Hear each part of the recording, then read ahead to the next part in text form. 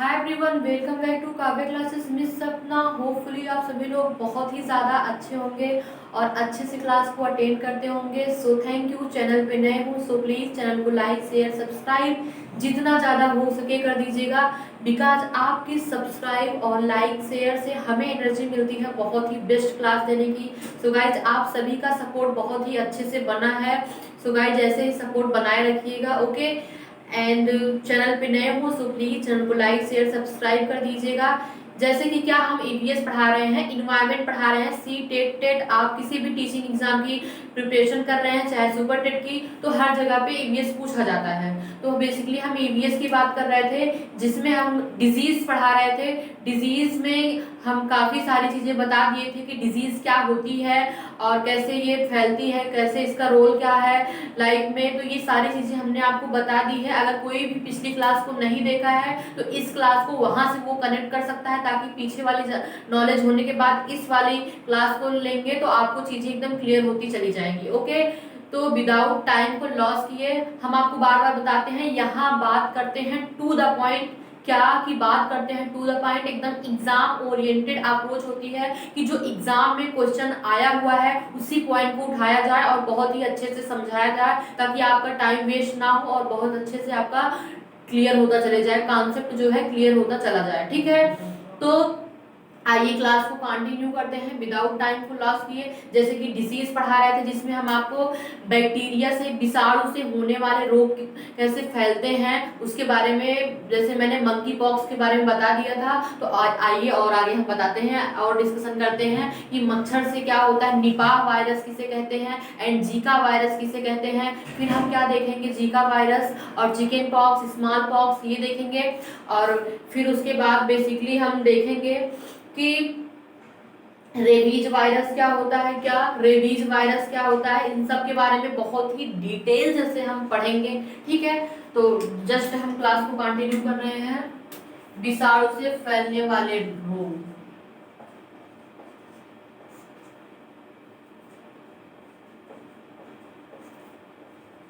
विषाणु से फैलने वाले रोग, डिसीज caused by वायरस, विषाणु। तो इसमें हम देखेंगे मंकी पॉक्स, एक हम बता दिए थे, देन आज हम देखेंगे दूसरा रेबीज।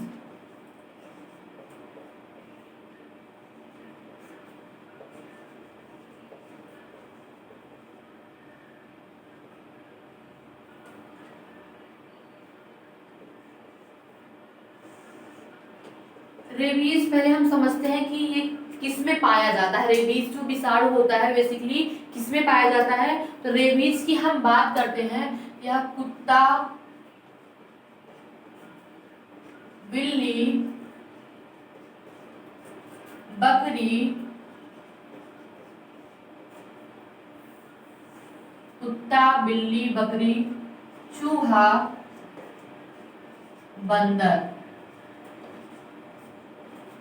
ठीक है। इन सभी की क्या गाइस, इन सभी की लार में रेबीज विषाणु पाया जाता है। क्या, कुत्ता, बिल्ली, बकरी, चूहा, बंदर, इन सभी की लार में रेबीज विषाणु पाया जाता है। हमने आपको क्या बताया, कुत्ता, बिल्ली, बंदर, चूहा, इन सभी की लार में क्या, इन सभी की लार में क्या पाया जाता है, रेबीज वायरस पाया जाता है, रेबीज विषाणु पाया जाता है। इन सभी की लार में रेबीज विषाणु पाया जाता है। अब हम क्या देखेंगे, शरीर के अंदर आने पर, इट मीन शरीर में प्रवेश होने पर क्या होता है। शरीर में प्रवेश होने पर क्या इफेक्ट दिखेगा, तो शरीर में प्रवेश होने पर क्या इफेक्ट दिखता है, इफेक्ट की बात करेंगे। प्रभाव जो किसको प्रभावित करता है, तंत्रिका तंत्र को प्रभावित करता है। इट मींस हमारे नर्वस सिस्टम को ये प्रभावित करता है। क्या, तंत्रिका तंत्र को प्रभावित करता है। इट मींस नर्वस सिस्टम को डैमेज करता है। इट मींस क्या कि हमारे क्या होता है कि अगर ये बॉडी में हमारे इंटर कर जाता है तो क्या होता है, नर्वस सिस्टम को ये प्रभावित करता है। इट मींस क्या कि नर्वस सिस्टम को ये इफेक्ट करता है, उस पर प्रभाव डालता है अपना। तो उसके अकॉर्डिंग क्या होता है, उसके अकॉर्डिंग होता है, 1 मिनट चेंज कर दे रहे हैं। एक होती है हाइड्रोफोबिया। क्या, हाइड्रोफोबिया, इंग्लिश में भी इसे यही कहते हैं। हाइड्रोफोबिया में क्या होता है, जिसको हाइड्रोफोबिया हो जाता है उसको पानी से डर लगने लगता है। क्या, पानी से डर लगने लगता है। और फिर क्या देखेंगे, ये कुत्तों जैसे व्यवहार करने लगते हैं। इनका जो बिहेवियर होता है वो कुत्तों जैसे व्यवहार करने लगते हैं, भौ भौ भौंकने लगते हैं अपने मुंह से ऐसे। और जैसे कुत्ते पानी पीते हैं वो कुत्ते की तरह अपने टंग से ऐसे ऐसे पानी पीने लगते हैं। क्या, कुत्ते की तरह अपने टंग से पानी पीने लगते हैं, कुत्ते की तरह बिहेवियर। अब कुत्ते की तरह बिहेवियर मैंने कह दिया तो आप इतना तो आप सेंस लगा ही सकते हैं कि कुत्ते की क्या बिहेवियर होता है, उसी के अकॉर्डिंग ये करते हैं। तो क्या देखेंगे, दूसरी जो डिजीज होती है क्या होती है, कुत्ते की तरह व्यवहार। आई होप ये आपको एकदम क्लियर समझ में आ गया कि हमने आपको क्या बताया कि जो रेबीज विषाणु होता है वो किस में प्रेजेंट होता है। तो बात करेंगे कुत्ता, बिल्ली, बकरी, बंदर, चूहा, इन सब में प्रेजेंट होता है। और फिर हम बात करेंगे कि कहाँ होता है, तो उनकी लार में पाया जाता है। और जब ये बॉडी में हमारे इंटर करता है तो बॉडी में इंटर करने के बाद एक हाइड्रोफोबिया डिजीज हो जाती है, जिससे लोगों को पानी से डर लगने लगता है और इनका जो बिहेवियर होता है वो कुत्तों जैसा होता है। That's clear my point. अब हम देखते हैं दूसरा जो वायरल डिजीज है उसकी बात करेंगे। वायरस वाली डिजीज है Nipah virus, sorry Nipah virus, Nipah विषाणु।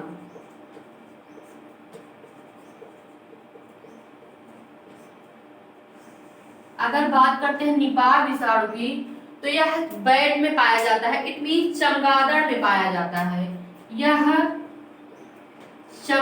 वायरस कहाँ पाया जाता है, चमगादड़ में पाया जाता है।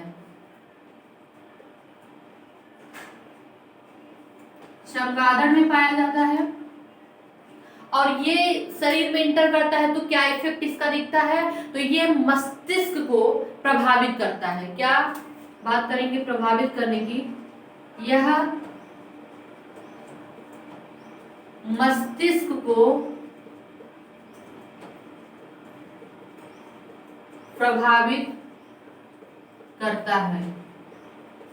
मस्तिष्क को प्रभावित करने का आशय ये है, क्या, मस्तिष्क को प्रभावित करने का आशय ये है कि ब्रेन में स्वेलिंग आ जाती है।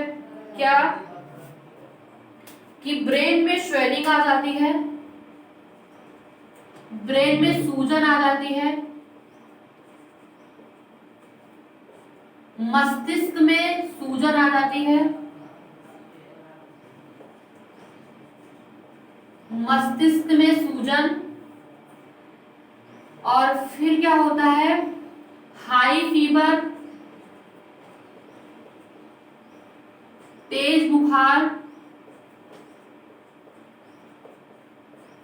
और फिर देखेंगे हेडेक, सिर दर्द।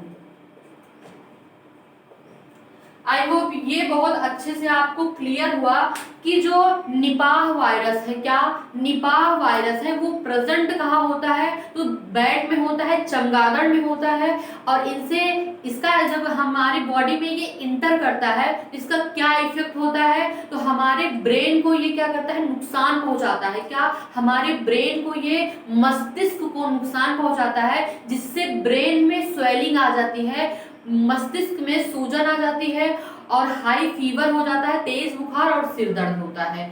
तो होपफुली ये बातें आपके माइंड में एकदम फिट हो गई होंगी। अब जो थर्ड वायरस की बात करेंगे, तो थर्ड वायरस हमारा है जीका वायरस। ठीक है, थर्ड वायरस की बात करेंगे,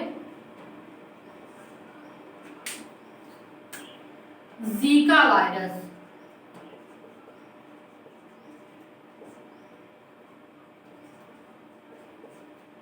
जीका विषाणु, ये पता है एडीज इजिप्टियाई इसका विषाणु होता है, मच्छर में पाया जाता है। एडीज इजिप्टियाई लिख दे रहे हैं।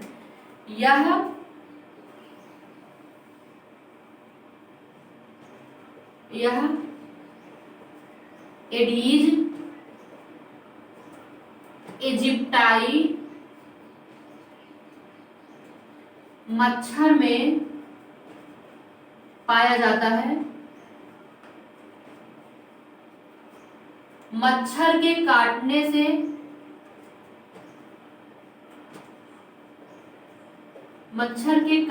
से मानव में आता है।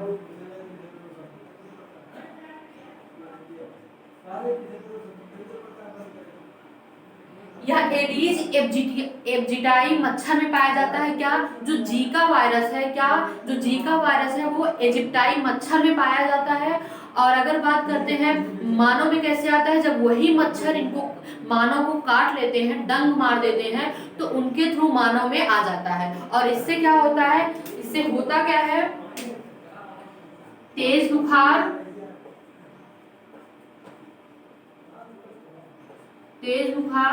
सिर दर्द। ओके, होपफुली यहां तक चीजें आपको बहुत ही क्लियरली से समझ में आ गई। क्या होपफुली आपको यहाँ तक चीजें बहुत ही क्लियरली से समझ में आई। बेसिकली एक बार फिर से हम इसको रिकॉल कर रहे हैं कि हमने आपको क्या बताया कि जो वायरल से डिजीज होती है, वायरस से होने वाली डिजीज जो होती है, उसमें हमने क्या देखा कि फर्स्ट हमने देखा ये जो क्या होता है कि रेबीज वायरस कहाँ पाया जाता है, तो कुत्ता, बिल्ली, बकरी, इन सब की लार में पाया जाता है। रेबीज वायरस इन सभी की लारों में पाया जाता है। और जब ये बॉडी में इंटर करते हैं तो ये नर्वस सिस्टम को डैमेज कर देते हैं, मतलब नर्वस सिस्टम को इफेक्टिव कर देते हैं। क्या नर्वस सिस्टम को ये इफेक्टिव कर देते हैं, रेबीज का जो वायरस होता है। ठीक है, और फिर उसके बाद क्या होता है, एक हाइड्रोफोबिया डिजीज हो जाती है, जिसमें क्या होता है कि लोगों को पानी से बहुत डर लगने लगता है। और फिर दूसरा इसका इफेक्ट क्या है, कुत्ते जैसे व्यवहार करना, कुत्ते जैसे बिहेवियर करना, भौंकना, टंग से पानी पीना, ये सारी चीजें उस इंसान के अंदर आ जाती है।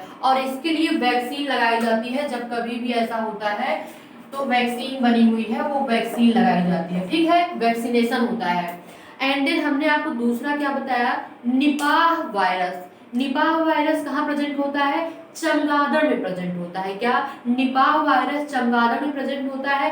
देन चमगादड़ में प्रेजेंट होने के बाद क्या होता है, ये जब बॉडी में इंटर करता है तो ये किसको इफेक्टिव करता है, तो यह हमारे ब्रेन को इफेक्टिव करता है। क्या मस्तिष्क को इफेक्टिव करता है। जब मस्तिष्क को इफेक्टिव करता है तो ब्रेन में स्वेलिंग आ जाती है, ब्रेन में सूजन आ जाती है और हाई फीवर हो जाता है, तेज बुखार, सिर दर्द। फिर हमने थर्ड क्या बताया, जीका वायरस जो होता है ये एडीज इजिप्टियाई में पाया जाता है, जिसके काट जब ये मनुष्य को डंक मार देते हैं, क्या मनुष्य को जब ये डंक मारते हैं तब क्या होता है, मनुष्य के डंक मारने के बाद ये मनुष्य के अंदर इंटर कर जाते हैं, फिर उनको हाई फीवर हो जाता है और हेडेक हो जाता है।